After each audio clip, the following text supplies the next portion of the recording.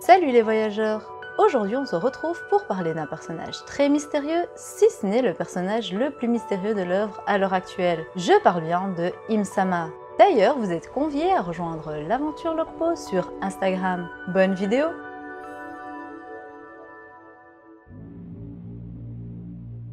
Avant de commencer la vidéo, toi cher voyageur qui passe par là, je te vois, abonne-toi pour faire partie de l'aventure Lokpose afin de te rendre sur Loftel à nos côtés. Je compte sur vous et votre acquis du like si la vidéo vous a plu et je vous invite à activer la cloche si ce n'est pas encore fait pour ne rien rater. Im-sama nous est introduit dans le chapitre 908, un personnage intriguant et mystérieux qui aura suscité de nombreuses réactions et surtout donc de nombreuses questions. Qui est Im-sama? D'où vient-il? Pourquoi se tenait-il devant le géant Mugiwara avec la fiche de Monkey dit Luffy? Des questions sans réponse à l'heure actuelle auxquelles je vais essayer de répondre le tout entre légende, analyse et théorie. Pour ma part, je pense qu'Im-sama, au vu de sa couronne et de sa silhouette, est une reine et non un roi. Ce qui la définit comme étant non pas le roi des rois, mais comme étant la reine des rois.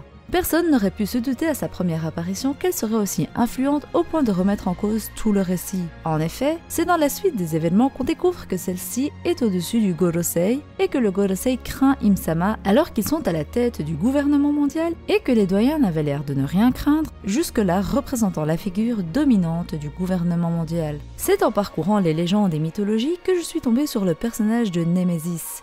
Considérée et surnommée comme étant le fléau des mortels, elle n'est ni pour le bien ni pour le mal dans sa conception de la justice. On pourrait donc se dire qu'Im-sama s'en rapproche étant au-dessus du gouvernement mondial et étant à la tête du monde au final. Némésis accable les mortels selon sa propre notion de l'équilibre. Elle châtie ceux qui vivent dans un excès de bonheur et les rois qui ont un orgueil trop excessif. Selon moi, Im-sama tire les ficelles dans l'ombre et ce depuis le début. Depuis l'histoire du siècle oublié. Elle est peut-être même la source directe de ces événements et en remis en cause tout l'ancien système mondial, ce qui lui a valu de se tenir à une place assez importante, si ce n'est la plus importante à l'heure actuelle. Dans le chapitre 908, le Gorosei cite le besoin d'une purge, et ce afin de maintenir l'équilibre du monde, et d'ailleurs ça ferait écho avec ma vidéo sur Shanks, où j'explique que ce dernier lutte aussi pour maintenir un équilibre, et c'est justement après sa réunion avec le Gorosei que ceux-ci ont évoqué le besoin d'une purge. Une purge qui ne saurait tarder et pour laquelle il tire les ficelles dans l'ombre. Mais dans ce cas, comment créer une purge sans lever le doute aux yeux de tous? Quel serait le réel pouvoir d'Im-sama? Un pouvoir qui permet à la fois la destruction, mais d'un autre côté la vie éternelle. La purge évoquée par le Gorosei renvoie au châtiment infligé par Némésis, un fléau capable de décimer des populations sans pour autant se salir les mains ou éveiller les soupçons. L'existence d'Im-sama semble être méconnue de tous, si ce n'est du Gorosei qui semble lui obéir au doigt et à l'œil et qui semble la craindre au plus haut point. Im-sama est elle-même une menace suprême contre qui le Gorosei ne peut lutter. Selon moi, il y a deux possibilités la concernant. Parlons en premier de son inspiration avec Némésis. Si c'est le cas, pour moi, Im-sama posséderait un fruit du démon, et pas des moindres, un fruit lié à la santé en général, ou même aux cellules, un pouvoir permettant la guérison, mais également l'infection, un pouvoir qui lui permet d'être immortel et de pourquoi pas en faire profiter certaines personnes, comme les membres du Gorosei par exemple. En japonais, Imu signifie affaire médicale et le fait que la purge a été demandée m'a fait directement penser à un fruit du démon qui permettrait de lier destruction, guérison et immortalité. On peut même apercevoir que Im-sama est entouré de papillons, de verdure et de fleurs dans sa chambre, et ce ne sont pas des éléments anodins. Tandis que la verdure, les fleurs rappellent la santé, le papillon lui représente dans la mythologie grecque l'immortalité, ce qui renvoie à un pouvoir capable de soigner, mais également d'infecter.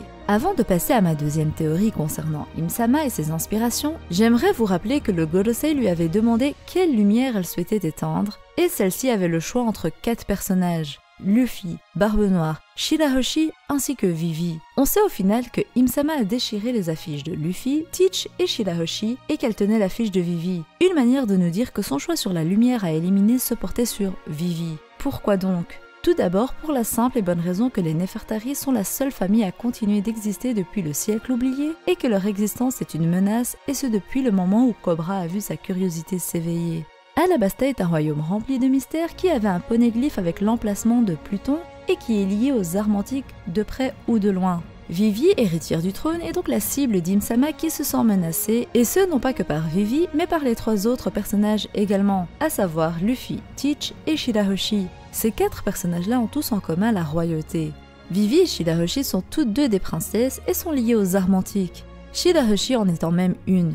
Et Luffy et Teach ont tous les 2 l'ambition de devenir seigneurs des pirates et donc d'une certaine manière de régner sur les mers. Ainsi, ces 4-là sont considérés comme de potentiels rois et Im-sama est au-dessus d'eux de par son titre, la reine des rois, mais ne veut pas céder sa place. J'aimerais aussi parler du passage où Roger et Oden entendent les rois des mers parler de la naissance de leur roi et de la naissance d'un autre roi sur une mer lointaine. Pour moi, il était sans conteste qu'ils parlaient de Shirahoshi et que l'autre né sur une mer lointaine n'est nul autre que Luffy, un homme qui changera le monde et qui deviendra le roi des rois quand Im-sama sera vaincu.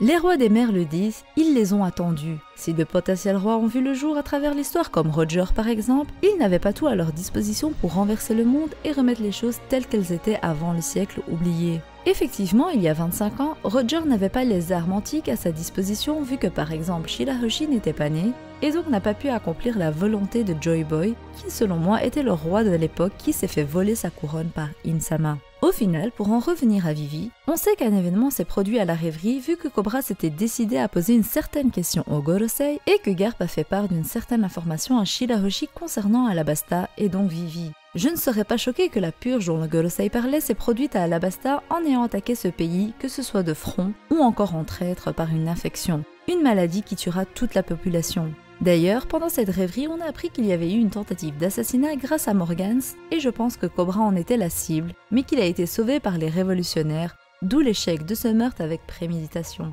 Pour la deuxième théorie, je tiens à vous rappeler ma théorie sur Im-sama inspirée de la reine-mère d'Occident des légendes asiatiques, plus particulièrement des légendes chinoises. Si Monkey D. Luffy est inspiré de Sun Wukong, pour sa part, Im-sama serait inspirée de la divinité surnommée la reine-mère d'Occident. Elle était celle qui plantait les graines des pêches d'immortalité dans son jardin. Des pêches qui peuvent être cueillies tous les 3000 ans. Elle est considérée comme la chef des immortels et est connue pour être la femme de l'empereur Jade, le maître du ciel, et est considérée comme la divinité des épidémies, des étoiles et des châtiments. Au final, son inspiration chinoise se rapprocherait de Némésis, son inspiration grecque.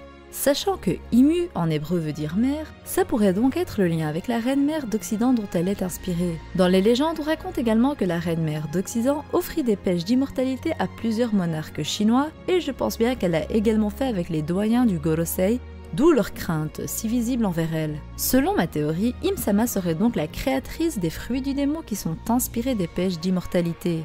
Et sa relation avec Luffy serait une relation de haine car l'ancêtre de Luffy, le premier Monkey D, qui est donc Sun Wukong, aurait été l'ennemi juré d'Im-sama car il aurait mangé un fruit du démon sans son accord. Un acte qui aurait provoqué la colère d'Im-sama et qui aurait décidé de décimer les Dee envers qui elle a une rancune. Une purge qui a été effacée de l'histoire. Une purge qui a duré 100 ans mais qui au final n'aura pas été menée à bien jusqu'au bout car les Dee existent toujours. Dans un tout autre registre, mais lié au fait qu'Im-sama serait inspiré de la reine-mère d'Occident, j'aimerais vous présenter 2 mini-théories mettant en avant 2 autres personnages des plus mystérieux, à savoir Monkey D. Dragon et Shanks. Dans les légendes, la reine-mère d'Occident est représentée par le yin, représenté en noir. Le yin évoque le principe féminin, la lune et l'obscurité. Le yang, quant à lui, symbolise le principe masculin, le soleil et l'action. Si le yin est le symbole de la reine-mère d'Occident, le yang, lui, est le symbole du roi père d'Orient. Selon les différents récits des légendes chinoises, le roi père d'Orient ne serait nul autre que l'empereur Jade, époux de la reine-mère d'Occident et dieu du ciel.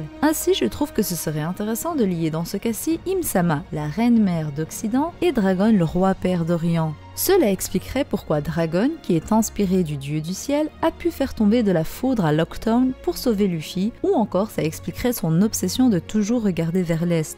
L'Orient étant représenté par l'Est, ce serait donc la région sur laquelle il est censé gouverner, et c'est donc pour ça qu'il se sent nostalgique en regardant vers l'Est, en plus également d'avoir son fils Luffy qui habitait à East Blue. Selon cette théorie, ça ferait donc d'Im-sama la mère de Monkey D. Luffy, une théorie que beaucoup apprécient sans vraiment d'appui. Im-sama ne serait donc pas une simple reine qui gouverne le monde, mais serait également la mère de Luffy et au final l'ennemi de son époux, Dragon. Pour autant, le roi père d'Orient pourrait être représenté par Shanks et non pas par Dragon, étant donné que Shanks travaille avec le gouvernement mondial pour maintenir un certain équilibre dans ce monde, comme le fait Im-sama. Les deux seraient donc en charge d'une région, Shanks de l'Est, Im-sama de l'Ouest et serait à la tête du monde. Le roi père d'Orient est aussi appelé dieu du soleil et le rapport entre le soleil et Shanks est flagrant, que ce soit par sa couleur de cheveux ou encore que ce soit du fait qu'Oda lui-même ait comparé Shanks au soleil dans la vive carte de Ben Beckman. J'ai une autre théorie selon laquelle Im-sama elle-même serait une Di, mais c'est une théorie que je garderai pour plus tard. Dans tous les cas, j'espère que la vidéo vous aura plu. J'attends vos retours en commentaire. Si vous voulez plus de théories sur Im-sama, il y a celle la reliant à Luffy que j'ai un peu évoquée dans cette vidéo, ou encore la théorie sur Im-sama et Mihawk. Je vous laisse aller les voir. Je compte sur vous pour activer la cloche et liker la vidéo avec votre acquis du likement si ce n'est pas encore fait et si la vidéo vous a plu. Sur ce, je vous dis à la prochaine et d'ici là, portez-vous bien. Bye!